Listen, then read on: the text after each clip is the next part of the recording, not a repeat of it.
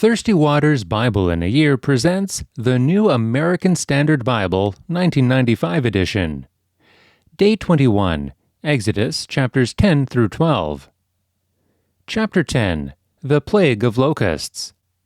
Then the Lord said to Moses, "Go to Pharaoh, for I have hardened his heart and the heart of his servants, that I may perform these signs of mine among them, and that you may tell in the hearing of your son and of your grandson how I made a mockery of the Egyptians, and how I performed my signs among them, that you may know that I am the Lord." Moses and Aaron went to Pharaoh and said to him, "Thus says the Lord, the God of the Hebrews, how long will you refuse to humble yourself before me? Let my people go, that they may serve me. For if you refuse to let my people go, behold, tomorrow I will bring locusts into your territory. They shall cover the surface of the land, so that no one will be able to see the land. They will also eat the rest of what has escaped, what is left to you from the hail, and they will eat every tree which sprouts for you out of the field. Then your houses shall be filled, and the houses of all your servants, and the houses of all the Egyptians, something which neither your fathers nor your grandfathers have seen from the day that they came upon the earth until this day." And he turned and went out from Pharaoh. Pharaoh's servants said to him, "How long will this man be a snare to us? Let the men go, that they may serve the Lord their God. Do you not realize that Egypt is destroyed?" So Moses and Aaron were brought back to Pharaoh, and he said to them, "Go, serve the Lord your God. Who are the ones that are going?" Moses said, "We shall go with our young and our old, with our sons and our daughters, with our flocks and our herds we shall go, for we must hold a feast to the Lord." Then he said to them, "Thus may the Lord be with you, if ever I let you and your little ones go. Take heed, for evil is in your mind. Not so. Go now, the men among you, and serve the Lord, for that is what you desire." So they were driven out from Pharaoh's presence. Then the Lord said to Moses, "Stretch out your hand over the land of Egypt for the locusts, that they may come up on the land of Egypt and eat every plant of the land, even all that the hail has left." So Moses stretched out his staff over the land of Egypt, and the Lord directed an east wind on the land all that day and all that night. And when it was morning, the east wind brought the locusts. The locusts came up over all the land of Egypt and settled in the territory of Egypt. They were very numerous. There had never been so many locusts, nor would there be so many again. For they covered the surface of the whole land, so that the land was darkened, and they ate every plant of the land and all the fruit of the trees that the hail had left. Thus nothing green was left on tree or plant of the field through all the land of Egypt.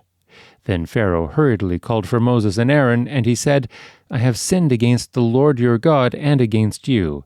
Now therefore, please forgive my sin only this once, and make supplication to the Lord your God that he would only remove this death from me." He went out from Pharaoh and made supplication to the Lord. So the Lord shifted the wind to a very strong west wind, which took up the locusts and drove them into the Red Sea. Not one locust was left in all the territory of Egypt, but the Lord hardened Pharaoh's heart, and he did not let the sons of Israel go. Darkness over the land. Then the Lord said to Moses, "Stretch out your hand toward the sky, that there may be darkness over the land of Egypt, even a darkness which may be felt." So Moses stretched out his hand toward the sky, and there was thick darkness in all the land of Egypt for 3 days. They did not see one another, nor did anyone rise from his place for 3 days, but all the sons of Israel had light in their dwellings. Then Pharaoh called to Moses and said, "Go, serve the Lord. Only let your flocks and your herds be detained. Even your little ones may go with you." But Moses said, "You must also let us have sacrifices and burnt offerings, that we may sacrifice them to the Lord our God. Therefore our livestock too shall go with us. Not a hoof shall be left behind, for we shall take some of them to serve the Lord our God. And until we arrive there, we ourselves do not know with what we shall serve the Lord." But the Lord hardened Pharaoh's heart, and he was not willing to let them go. Then Pharaoh said to him, "Get away from me. Beware, do not see my face again, for in the day you see my face, you shall die." Moses said, "You are right. I shall never see your face again." Chapter 11. The Last Plague. Now the Lord said to Moses, "One more plague I will bring on Pharaoh and on Egypt. After that, he will let you go from here. When he lets you go, he will surely drive you out from here completely. Speak now in the hearing of the people that each man ask from his neighbor and each woman from her neighbor for articles of silver and articles of gold." The Lord gave the people favor in the sight of the Egyptians. Furthermore, the man Moses himself was greatly esteemed in the land of Egypt, both in the sight of Pharaoh's servants and in the sight of the people. Moses said, "Thus says the Lord, about midnight I am going out into the midst of Egypt, and all the firstborn in the land of Egypt shall die, from the firstborn of the Pharaoh who sits on the throne, even to the firstborn of the slave girl who is behind the millstones, all the firstborn of the cattle as well. Moreover, there shall be a great cry in all the land of Egypt, such as there has not been before, and such as shall never be again. But against any of the sons of Israel a dog will not even bark, whether against man or beast, that you may understand how the Lord makes a distinction between Egypt and Israel. All these your servants will come down to me and bow themselves before me, saying, 'Go out, you and all the people who follow you,' and after that I will go out." And he went out from Pharaoh in hot anger. Then the Lord said to Moses, "Pharaoh will not listen to you, so that my wonders will be multiplied in the land of Egypt." Moses and Aaron performed all these wonders before Pharaoh, yet the Lord hardened Pharaoh's heart, and he did not let the sons of Israel go out of his land. Chapter 12. The Passover Lamb. Now the Lord said to Moses and Aaron in the land of Egypt, "This month shall be the beginning of months for you. It is to be the first month of the year to you. Speak to all the congregation of Israel, saying, On the 10th of this month they are each one to take a lamb for themselves, according to their fathers' households, a lamb for each household. Now, if the household is too small for a lamb, then he and his neighbor nearest to his house are to take one according to the number of persons in them. According to what each man should eat, you are to divide the lamb. Your lamb shall be an unblemished male, a year old. You may take it from the sheep or from the goats. You shall keep it until the 14th day of the same month. Then the whole assembly of the congregation of Israel is to kill it at twilight. Moreover, they shall take some of the blood and put it on the 2 doorposts and on the lintel of the houses in which they eat it. They shall eat the flesh that same night, roasted with fire, and they shall eat it with unleavened bread and bitter herbs. Do not eat any of it raw or boiled at all with water, but rather roasted with fire, both its head and its legs along with its entrails. And you shall not leave any of it over until morning, but whatever is left of it until morning you shall burn with fire. Now you shall eat it in this manner, with your loins girded, your sandals on your feet, and your staff in your hand, and you shall eat it in haste. It is the Lord's Passover. For I will go through the land of Egypt on that night, and will strike down all the firstborn in the land of Egypt, both man and beast, and against all the gods of Egypt I will execute judgments. I am the Lord. The blood shall be a sign for you on the houses where you live, and when I see the blood I will pass over you, and no plague will befall you to destroy you when I strike the land of Egypt. Feast of Unleavened Bread. Now this day will be a memorial to you, and you shall celebrate it as a feast to the Lord. Throughout your generations you are to celebrate it as a permanent ordinance.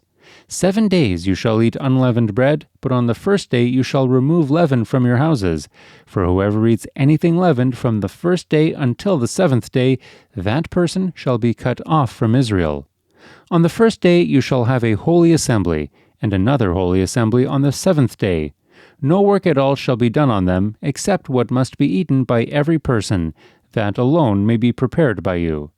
You shall also observe the Feast of Unleavened Bread, for on this very day I brought your hosts out of the land of Egypt. Therefore you shall observe this day throughout your generations as a permanent ordinance. In the first month, on the 14th day of the month at evening, you shall eat unleavened bread until the 21st day of the month at evening. 7 days there shall be no leaven found in your houses, for whoever eats what is leavened, that person shall be cut off from the congregation of Israel, whether he is an alien or a native of the land. You shall not eat anything leavened. In all your dwellings you shall eat unleavened bread. Then Moses called for all the elders of Israel, and said to them, Go and take for yourselves lambs according to your families, and slay the Passover lamb. You shall take a bunch of hyssop and dip it in the blood which is in the basin, and apply some of the blood that is in the basin to the lintel and the 2 doorposts, and none of you shall go outside the door of his house until morning. A memorial of redemption. For the Lord will pass through to smite the Egyptians, and when he sees the blood on the lintel and on the 2 doorposts, the Lord will pass over the door and will not allow the destroyer to come into your houses to smite you. And you shall observe this event as an ordinance for you and your children forever. When you enter the land which the Lord will give you, as he has promised, you shall observe this rite. And when your children say to you, "What does this rite mean to you?" you shall say, "It is a Passover sacrifice to the Lord who passed over the houses of the sons of Israel in Egypt when he smote the Egyptians, but spared our homes." And the people bowed low and worshipped. Then the sons of Israel went and did so, just as the Lord had commanded Moses and Aaron, so they did.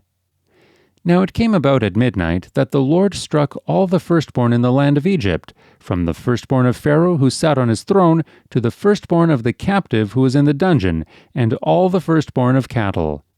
Pharaoh arose in the night, he and all his servants and all the Egyptians, and there was a great cry in Egypt, for there was no home where there was not someone dead. Then he called for Moses and Aaron at night, and said, "Rise up, get out from among my people, both you and the sons of Israel, and go worship the Lord as you have said. Take both your flocks and your herds, as you have said, and go, and bless me also." Exodus of Israel. The Egyptians urged the people to send them out of the land in haste, for they said, "We will all be dead." So the people took their dough before it was leavened, with their kneading bowls bound up in the clothes on their shoulders. Now the sons of Israel had done according to the word of Moses, for they had requested from the Egyptians articles of silver and articles of gold and clothing. And the Lord had given the people favor in the sight of the Egyptians, so that they let them have their request. Thus they plundered the Egyptians. Now the sons of Israel journeyed from Ramesses to Succoth, about 600,000 men on foot, aside from children. A mixed multitude also went up with them, along with flocks and herds, a very large number of livestock. They baked the dough which they had brought out of Egypt into cakes of unleavened bread, for it had not become leavened, since they were driven out of Egypt and could not delay, nor had they prepared any provisions for themselves. Now the time that the sons of Israel lived in Egypt was 430 years, and at the end of 430 years, to the very day, all the hosts of the Lord went out from the land of Egypt. Ordinance of the Passover. It is a night to be observed for the Lord for having brought them out from the land of Egypt. This night is for the Lord, to be observed by all the sons of Israel throughout their generations.